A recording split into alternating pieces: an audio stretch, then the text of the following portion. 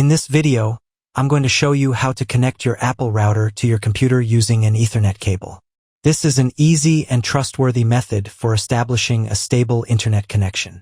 Find the Ethernet ports on your router, usually labeled LAN. They are typically located on the back, and you'll often see 2 to 4 ports for connecting different devices. Next, plug one end of an Ethernet cable into the LAN port on your router. Connect the other end of the Ethernet cable to your computer's port, typically found on the side of laptops or at the back of desktop computers. Your computer should recognize the connection automatically. If it's not working, make sure your router is powered on and configured properly. In the video description, you'll find a tutorial on optimizing your Apple router for better performance, as well as other helpful guides. If you found this guide useful, please give this video a thumbs up, subscribe to the channel, and share your feedback in the comments.